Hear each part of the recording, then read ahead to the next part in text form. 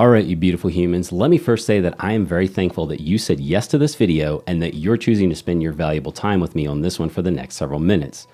Now, when it does come to your time, I've often said, or could be quoted as saying, that time is money or time is currency. And this isn't to say that everything I spend my time on or the people that I spend my time with have to be making me money. Now, what this really does mean to me is that the currency of time is being traded for something more valuable, such as moving me forward on a bigger goal. And let me explain this further before I might lose you here. So let's actually use the example of a friendship or some other personal relationship, because your goal, as it is mine, is to continue to cultivate the relationships that I currently have or that you have, as well as establish new relationships.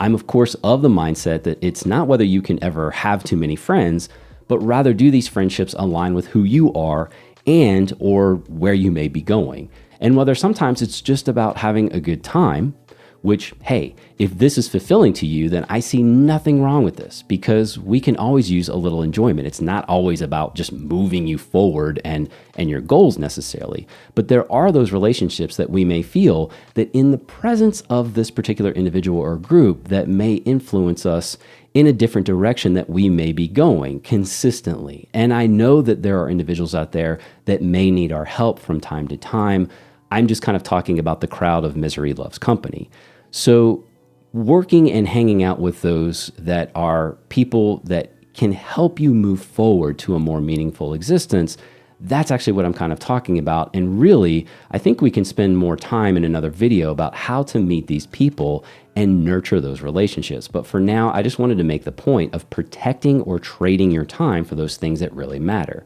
But before you start prioritizing who you're spending your time with or what you're spending your time on, let's actually talk about writing down your overarching goals. Now, of course, goal development can be a video in and of itself, but the distilled down version here is about writing down not just what you want to get done for the day, but what you actually want to achieve in your someday. And this can actually be about the next 5 months or the next 5 years. This is the bigger why and the direction you want to pursue. The direction is where you want to go, and that true north can actually change as you do embark on this journey. That's okay, but just make sure that you're recalibrating that direction so that you're not veering too far.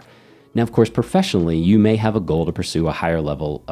within your current career, or take a completely new career path. And this can also translate to a business. You may be looking at growing this endeavor that you have started, or feeling that your time could be better invested in starting something new, which I can personally speak to, having a business that continues to provide a valuable service, and it does still exist today, but it isn't it's not necessarily feeding my personal goals and growth right now, which is why I'm investing more time in the creator economy here online with my main YouTube channel, and even started this second project. And now something I can share with you where I recently had to assess trading my time as currency was an opportunity to be involved in a project that on the surface, I did know quite a bit about the subject matter. I had actually been involved in a very similar endeavor in my business several years ago and felt very comfortable based on that initial pitch to me that I could likely provide some value to this particular project in that team, which, at first, it made me feel pretty good about that. But as I took a step back to really assess the entirety of the situation, I realized that the bigger picture of this endeavor,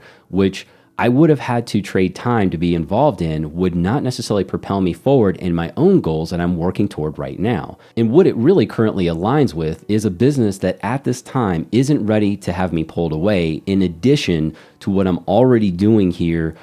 in the creative space. And I certainly wasn't willing to trade my time here and put this endeavor on pause, just as I'm building momentum and enjoying the process of creating these videos and everything that goes along with it.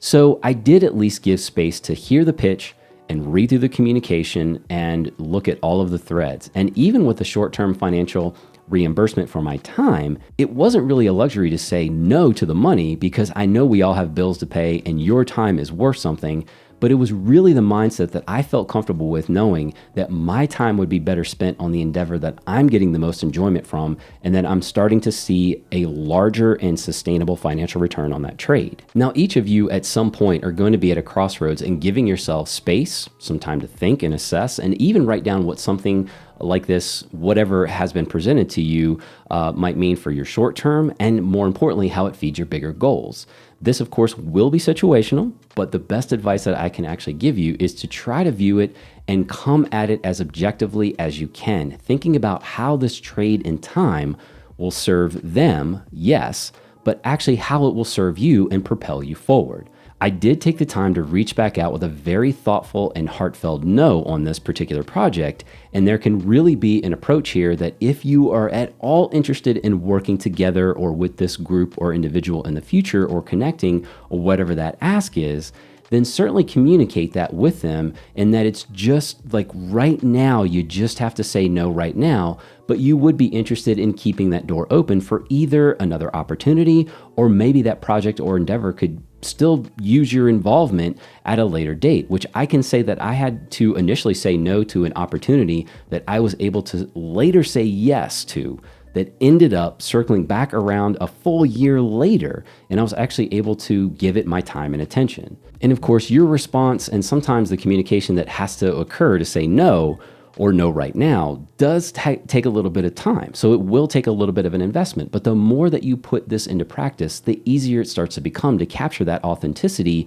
that you're really trying to send them your best. And I hope that you really are, but that small investment of being courteous and responding, even with a no, rather than just ghosting them, will someday set you up for success when by chance you end up on that same path or bridge in the future. And of course, remember friends, just because you may have free time doesn't mean that this time automatically belongs to the person asking for some of it.